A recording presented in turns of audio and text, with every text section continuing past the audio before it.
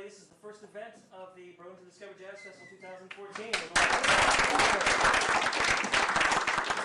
It begins. My name is Steve McQueen. I'm the artistic director here at the Flynn. I'm so glad you could make it here to this artist interview with Regina Carter. By now, those of you that have come to these events must know Bob Blumenthal. I think this is his 42nd year? 14th. It's his 14th.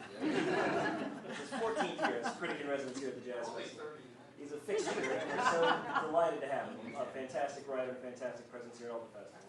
And Regina Carter is just an absolutely magnificent musician. You're going to get to hear her story. It's quite incredible. I spent 2.5 hours with her in a traffic jam today on 89 on the way back from the point. A cheese truck blew up. You can't make this stuff up. That's fantastic. But anyway, to kick off the festival, please welcome once again Bob Blumenthal. Yeah.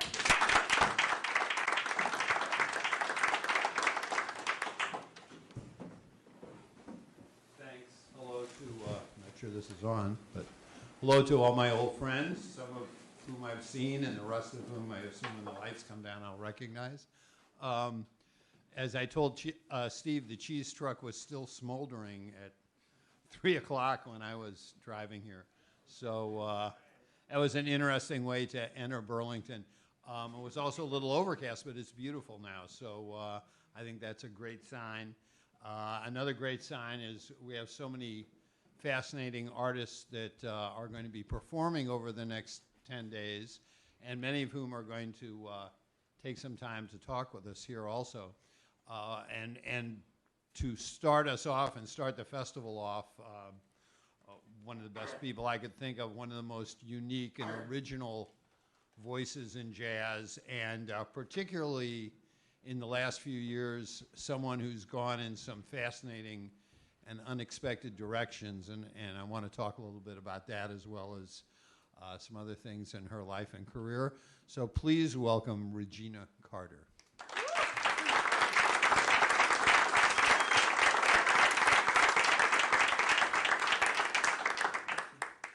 I told Regina, instead of starting with, why do you play the violin and all that kind of stuff, starting at the cradle, we're going to go, maybe we are going to go a bit back, but Regina's on the cover of 7 Days, and I was one of the people that the author spoke to when he wrote the piece, and one quote he didn't include, I said, I've really been impressed by the last 2 albums Regina's made. He said, people would say they're concept albums, but then they're concept albums, and then there's a Regina Carter concept album.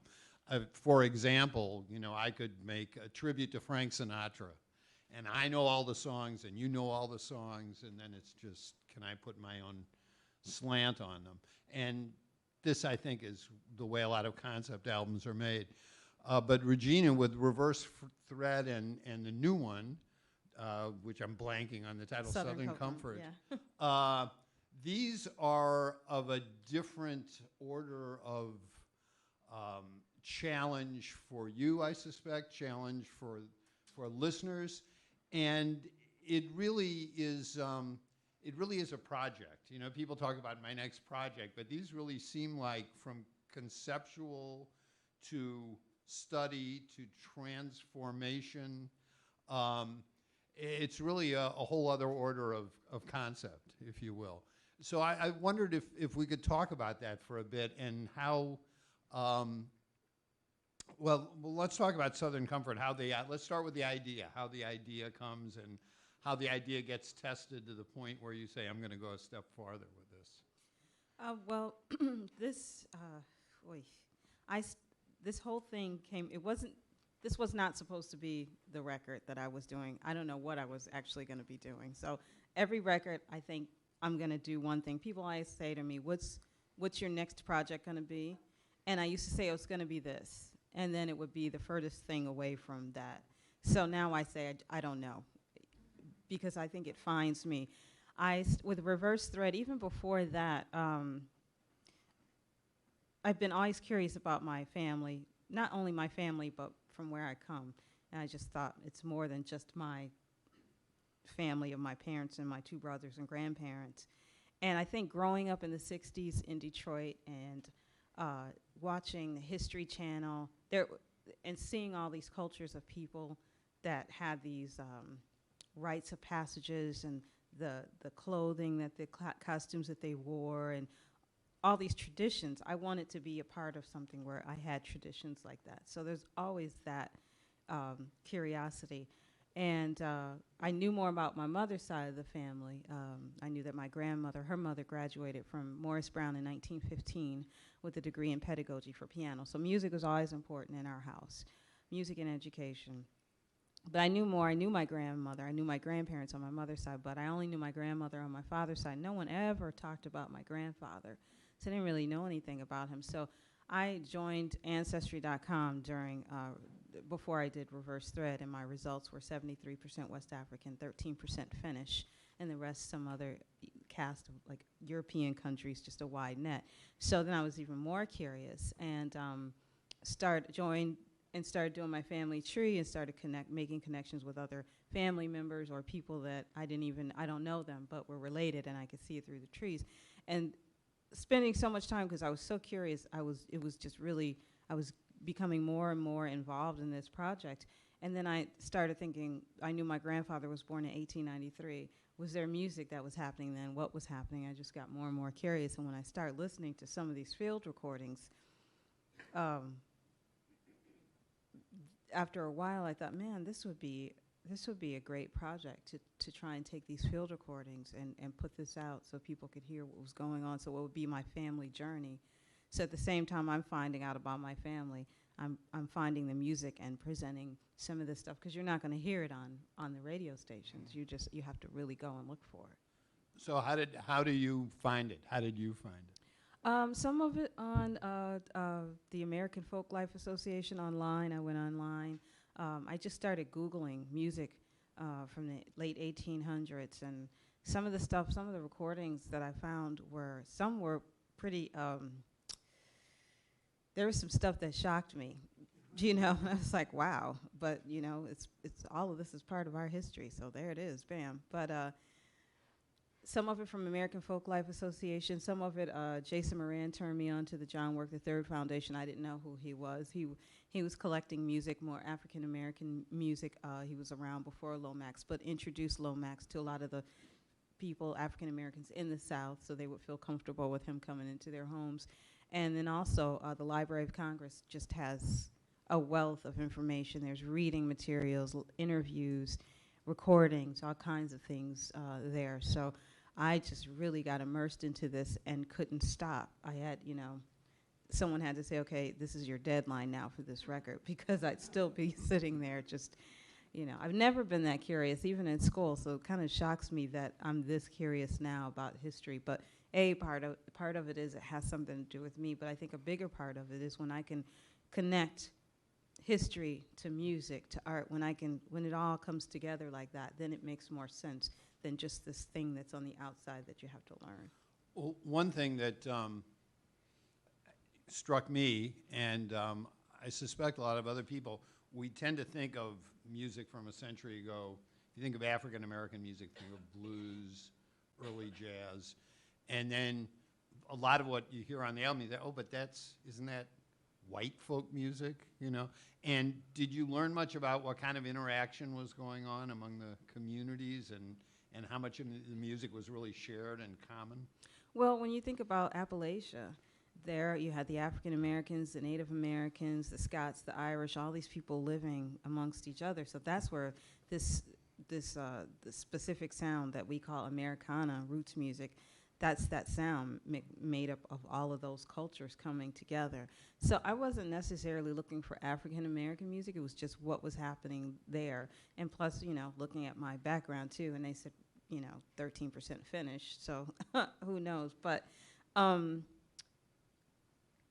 one interesting story, because some of the music is also from some neighboring southern states. It's not all out of Alabama. It's just is a tune by Amadi Adwan, who's the father of accordion, of like the Louisiana sound. And his story, he loved to play music, and he loved to play for everyone. And there were certain parts of town that he wasn't allowed to go and play, or he wasn't even allowed to be in. And he would push that limit all the time, and just because he wanted to play music. And some of the white musicians that he played with, they would go and ask permission, okay, can he come and play for this? And, you know, if people said yes, he'd go and play. But there was a party he was hired to play of a white family, and they would the men would get drunk always and forget that they hired him or whatever, and it just became a game where they'd chase him afterwards, and he'd always get away, but he'd come back, and you know later they have him back to play. And one time, a woman of the house, a white woman, dabbed his head with a handkerchief, and they just completely flipped, and they chased him and they caught him, and unfortunately they ran over him with their truck, and it was a pretty ugly ending. But you just, when you watch the video, it's online, Amadi Adwan, you just see how many musicians he influenced, black, white, and other, and how many just admired and really respected him. And just, you know, listening to some of the stuff I found, you know, I found some recordings that were just very racist, you know, it's just, that's what it was back then. And instead of just, it was shocking or sad, and instead of just say, okay, let me bury that, I think it's all part of our history, and just to really try and see the, if you can say, see the beauty. There's some music, amazing music that came out of that, and really just celebrate that part of it, and to say, okay, that happened, let's keep moving. But there's this music, and let's not bury that music because of what it was attached to. Well, I mean, for me, I think music and sound has its own meaning that transcends the literal meaning of whatever lyrics might be attached. Right, I yeah. think there's that too. A lot of this music had violins or fiddles, if you will. You're someone who, you've had classical training, you've played jazz on the violin.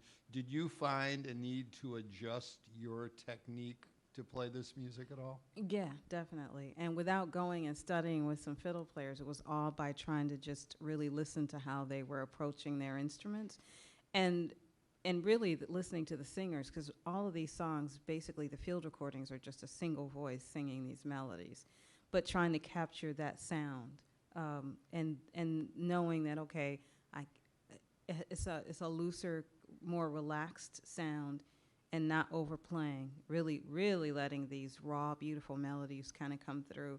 And although we've arranged them and we're improvising over these tunes, but don't, you know, it's like, don't put a bebop line over this, it just doesn't work. Let it be what it is.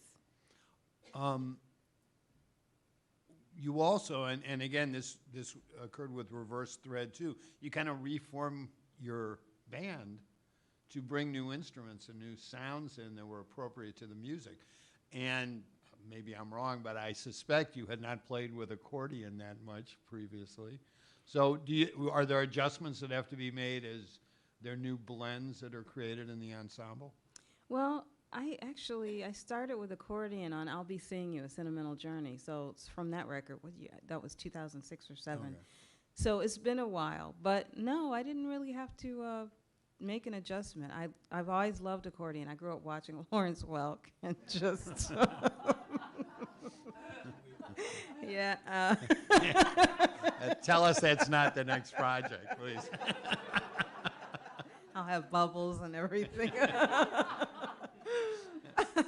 But yeah, it's just such an amazing instrument. All the sounds that it can get, and I'm still discovering. Sometimes we'll do something, and I'll turn and say, "What was that?" or "Who was that?" You know, and it sounds like it's coming from across the room, and it's coming from his accordion. So it's a lot of fun. All the different timbres and sounds he gets with it. And just all the instruments that are related, that, you know, the bandoneon and the buttonless and buttons. And I went to the Musical Instrument Museum in Phoenix. We were on vacation last year, and we had a chance to perform there recently. And they have the museum divided by country, and you can just see all these instruments and how they've evolved or devolved, or you know, and just seeing like bagpipes made out of a goat's kidney or something. And then you see video footage, and you can hear some examples. So it's pretty amazing. Lawrence Welk, one of his most famous comments was he once said he was going to play Duke Ellington's theme song, "Take a Train."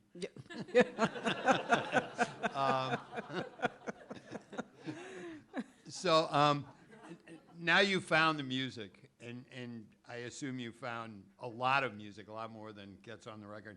How does it get to the step where you've put it into arrangements that work with your concept and your group? Well, when I'm listening to these field recordings, sometimes a person's name would pop. I'd say, oh man, Xavier would make a killing arrangement. I hear him on this. So I write down little notes and I'll say, oh, this sounds like Lawrence, or this sounds like, or this is a band. Or I start playing around with them myself, these ideas. And then with the band, I send them all the field recordings because it's important that they hear that and start to soak that in first, so they have that. And with the arrangers, I would send each person, each arranger, maybe 3 or 4 tunes and tell them. And all of these arrangers, they know me personally, musically, they know the band, because it's important that they know how we play, so the arrangement is written for us and not just a stock arrangement. And I'd say if none of these tunes connects, if you don't connect with them, let me know, I'll send you some other tunes, because I need you to have a connection with it as well. And so they would send it in and send examples and say, this is kind of what I'm thinking. And I'd say, okay, yeah, maybe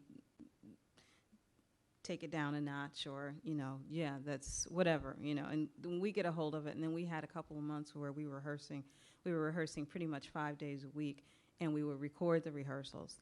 And then I would listen to them and make changes and send those recordings out. And as we were playing, make big changes in some of the arrangements, and then after that, just keep playing and playing, and then they just organically start to change on their own. And even now, the record just came out, in March, and we're in May, and I see how much a lot of them have already settled and changed. And it's like when you cook, you know, always tastes better about 3 days later. But it's also the chance to go out and perform it and let it evolve. Mm-hmm. Because I assume that you made the record and then toured. You didn't necessarily, or did you play the music live on tour before you recorded? No, this time we recorded. Then I wanted to take it out on the road. That's what I did with Reverse Thread. Actually, we played the music about a year or more before we recorded it. But with this one, it didn't work out that way. So. Yeah, it was great to be able to have almost a month to just play and rehearse. But yeah, so we recorded it and then went out. You talk about the music evolving, and given that improvisation is so central to what you do, it's by definition going to evolve. But whenever you get into traditional music, I suppose there's some traditionalists around who say, oh, you got to play it exactly this way or that way. I mean, do you feel there's a point beyond which you're going to lose the essence if you let it evolve too far, or is this not an issue? I don't think about that. I don't think it will, because we've all heard the field recordings, and we're always aware and paying respect to that. So it's not like it's going to go so far out. It's just, and because there were no harmonies with any of these tunes, there was a certain freedom there for us to, but still, we still were paying our respect to them. We're not going so far away from the melody that you don't recognize it. Okay. How is it received? Because I know when first time I heard you do Reverse Thread, I think it was before it was recorded, and it wasn't what I was expecting. And I'm sure that as this music is presented, you get some of that reaction as well. Are you finding people shocked? Are they with you? Most people are they love it, when they hear it. And when they first hear what it is, sometimes some people said, when I did the APAP convention this year, some of the presenters from Europe were like, it's too Americana, or it's too this, or it's too that. And then I play these places, and the audiences would love the record. So it's like, well, if we don't put it in a box, and if we don't try and second guess what the audience is going to like, and just play the music and let them experience it, that's the best thing. And people have had a really positive response. And I think what helps too with this record, because no one's really, there are some certain tunes people might recognize, like Cornbread Crumbled in Gravy, or a couple others, but there's a sense that you know some of these. You feel like you know them. And also playing the field recordings before some of the songs, so people hear the actual field recording, and then they hear what we've done with it. I think that helps too, so it includes everyone. Okay. Do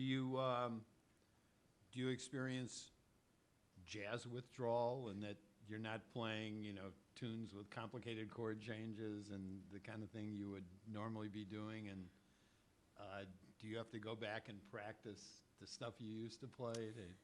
Yeah, once in a while. I mean, we still throw in. Sometimes I'll do a standard, or a jazz tune. Yeah.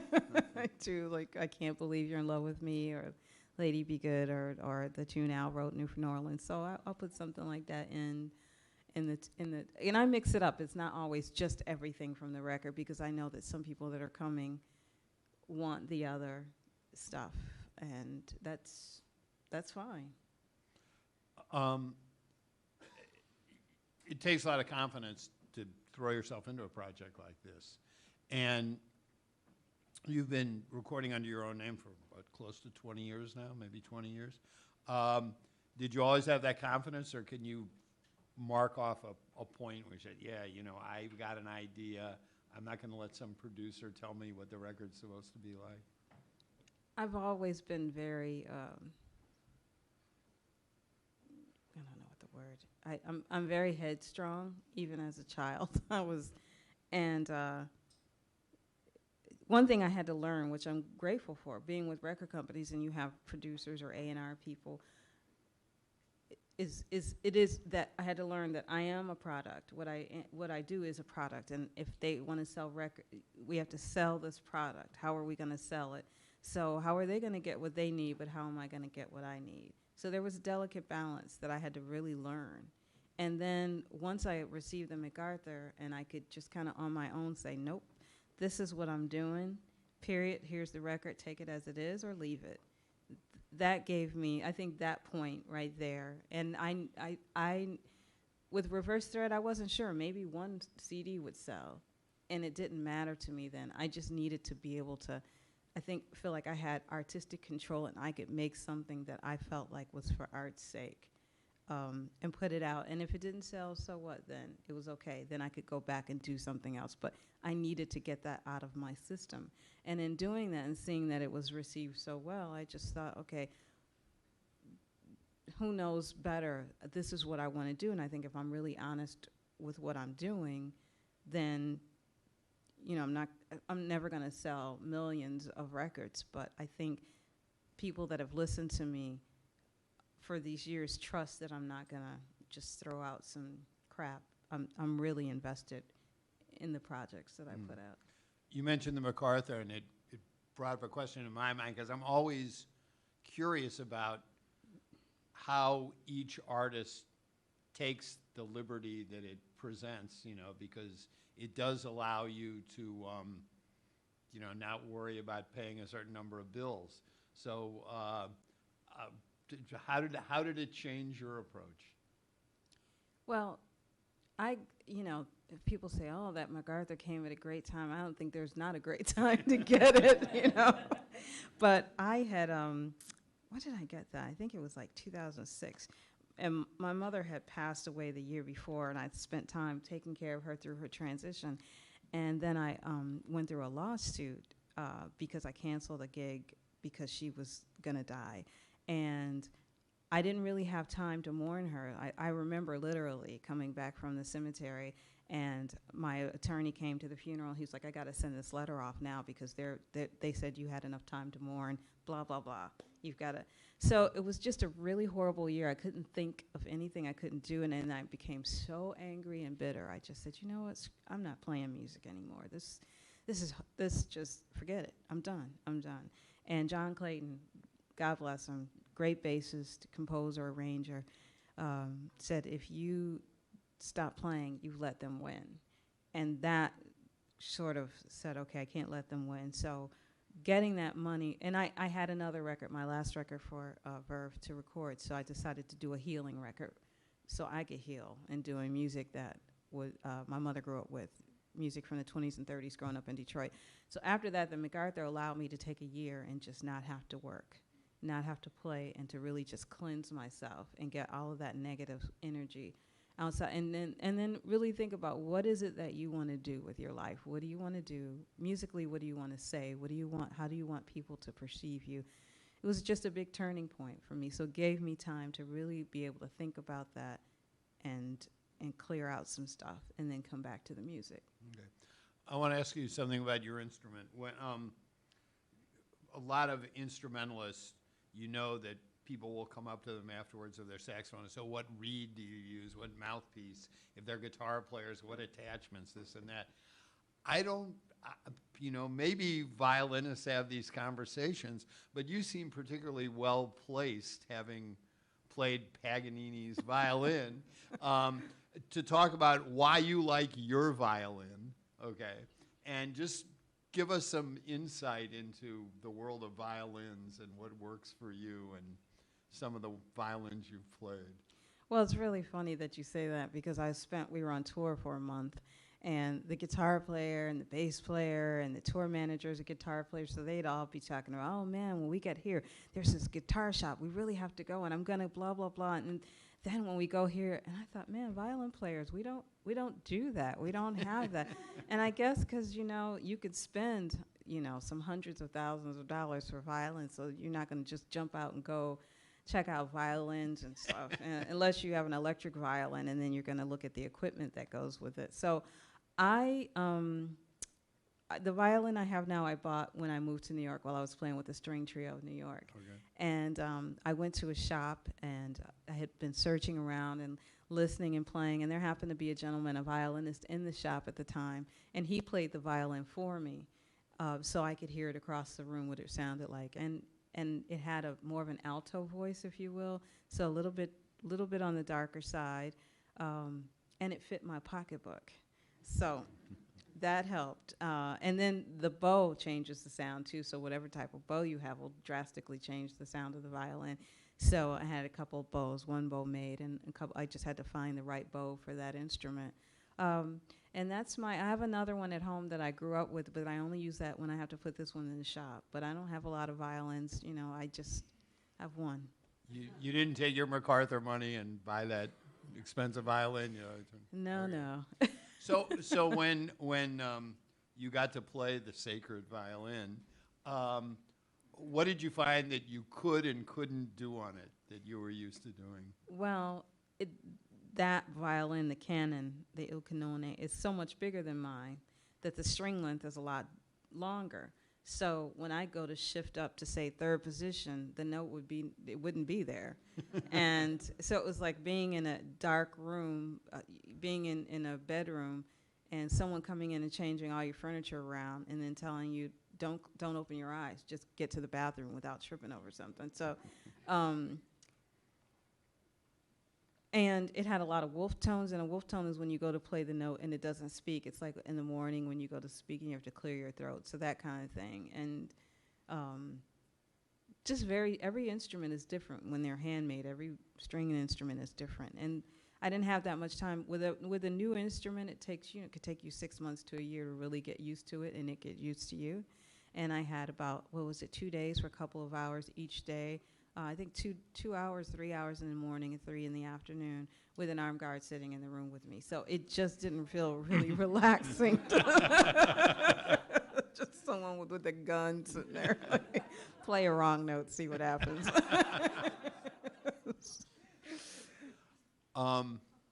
You mentioned the string trio of New York, which I heard you perform with. It has to be 20 years ago, I would think. And before that, where I first heard you was in a group called Straight Ahead. Right. And thinking about that, it made me wonder if you had any thoughts about Straight Ahead was 5 female musicians all from Detroit, right. From the Detroit area, and the band started recording in the late '80s, 1990 thereabouts. And you know, at the time, a female drummer and a female bass player and a female violin player in jazz, this was sort of everybody who took notice. And now here we are down the road, and we all like to think that things have improved and gotten better, but you know, I still see the women in jazz issue of magazines and things. What do you think? How have things changed, and how haven't they that need to change? You know, it's an interesting subject, because there was this whole, there were these women protesting, I guess, the Jazz at Lincoln Center Right. ban, because Winton doesn't hire that many women. I spent 3 months on the road with him. You can have it. Are we playing Blood on the Fields? Was that it? You know, that many men and one woman. And the thing is I think, okay, yeah, it should be open so that more women are in, anyone, if they're qualified, I don't know, if you do blindfold auditions or however they do it. But in reality, when you're a woman and you're in a band with that many men, and no, this is no disrespect to men, but, you know, I see it in my own band. The guys turn into 6-year-olds after a certain point, and they start talking about stuff that I don't want to hear. So unless I'm going to keep my earplugs in all the time, so what then? I'm going to tell you, stop talking about that. You're being disrespectful. It just is. So I don't know. You know, that's one. I don't care if he hires one. I mean, I think if he should, and it's still not.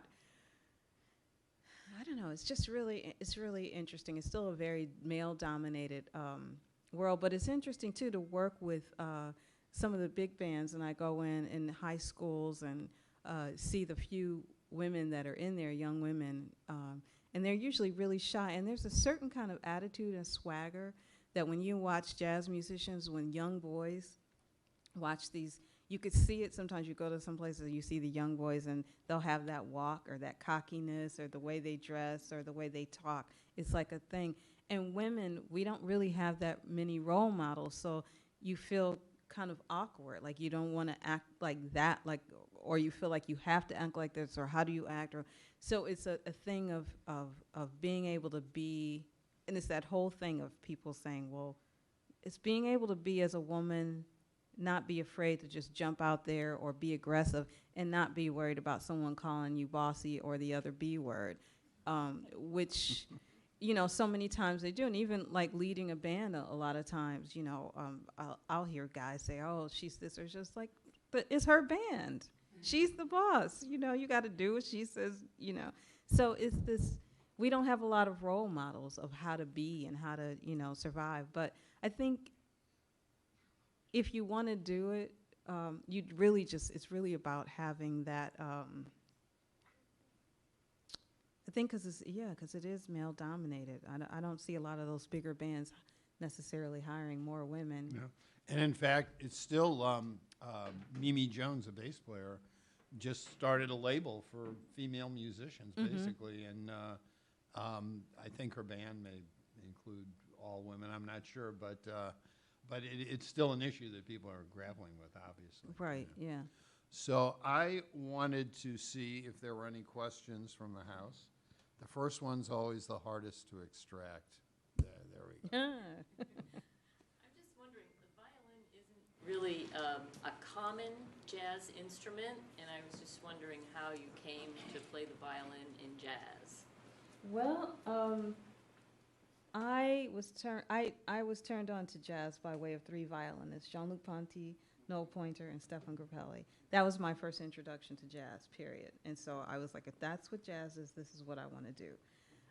But in going back and realizing that before the avant-garde period, I mean, there were a few there, but you had, in bebop, you had folks like Stuff Smith, Ray Nance, Eddie South, then you had Billy Bang, Johnny Frigo, Joe Kennedy Jr., and so many more. So there wasn't, maybe they just, it wasn't as, there weren't as many jazz violinists as there were, say, saxophones or guitars.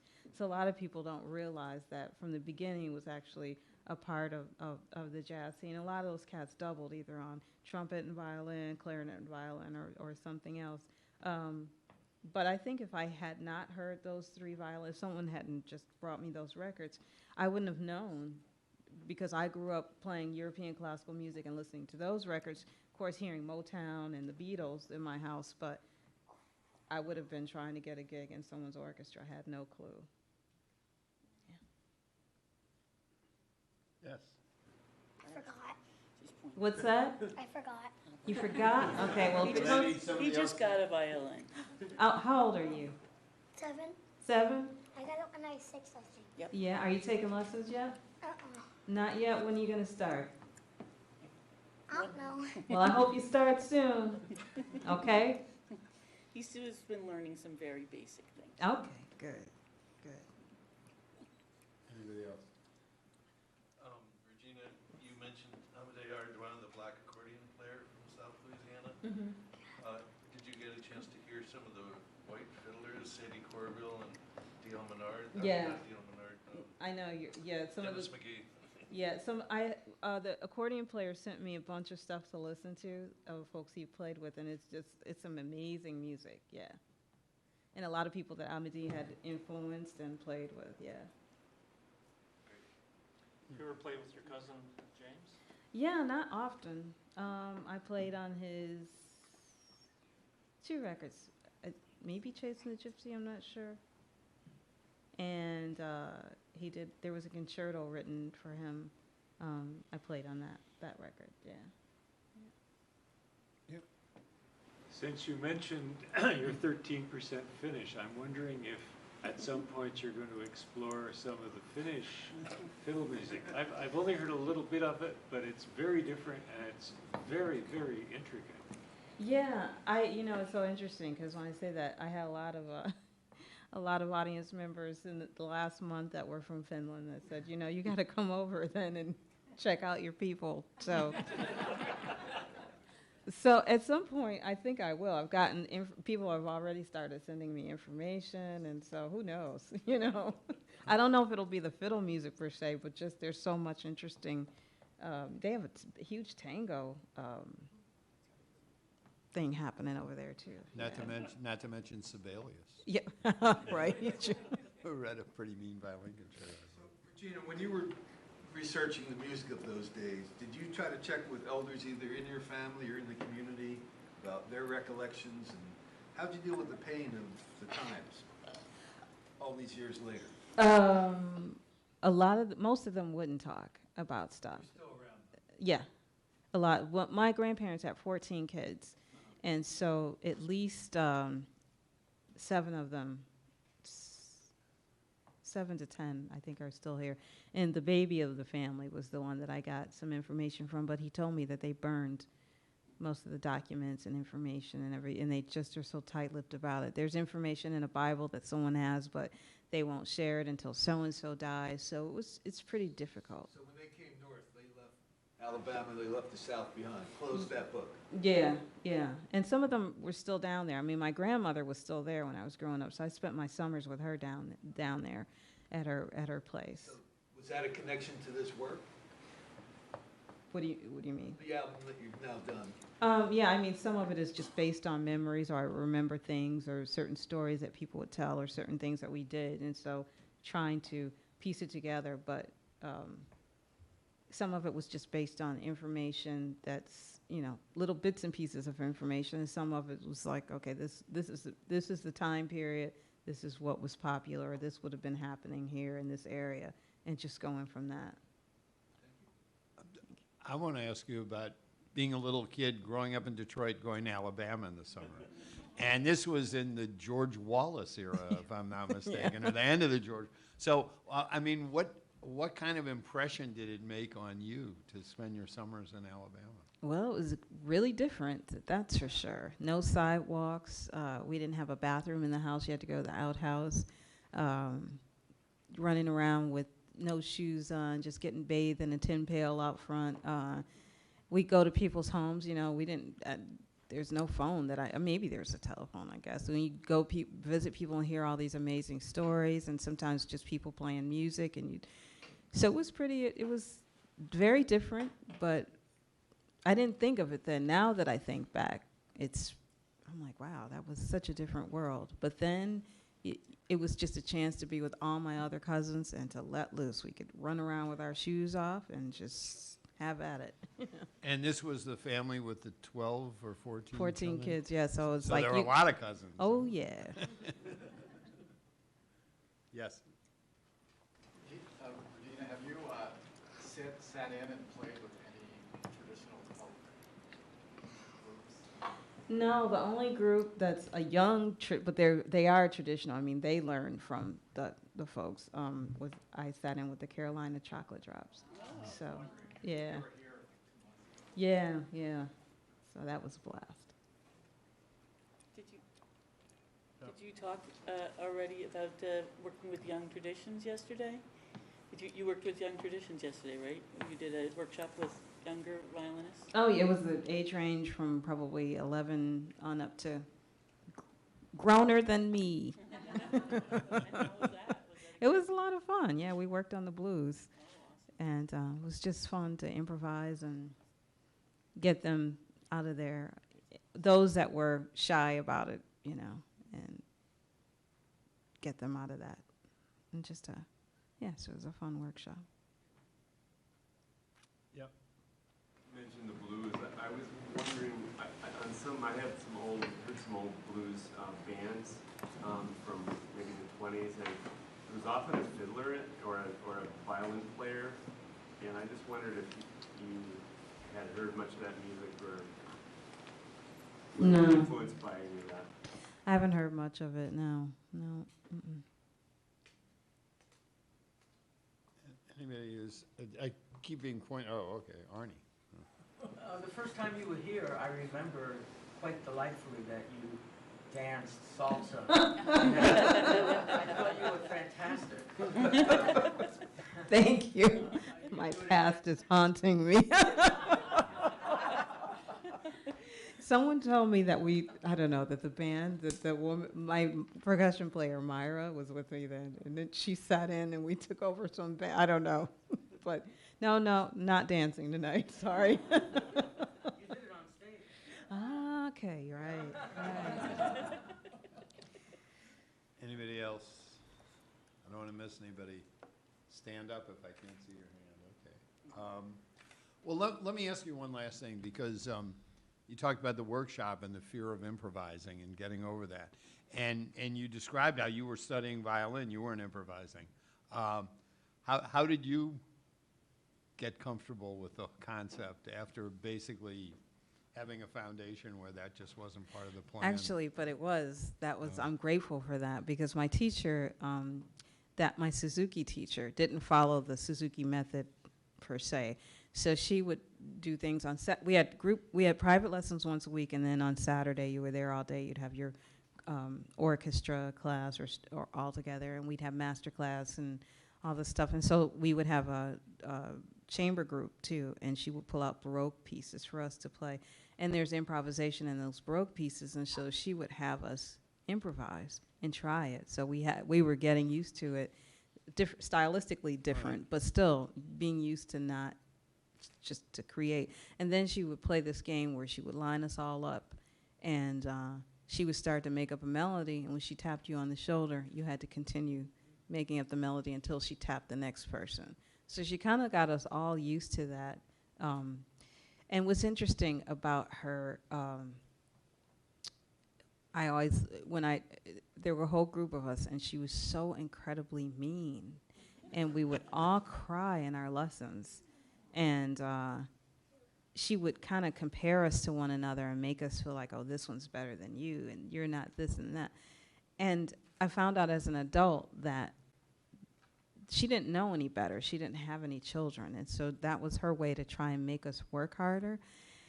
And out of that group, so far that I know of, that I've met back up with, and these are kids that I grew up, we were 4 years old when we first started.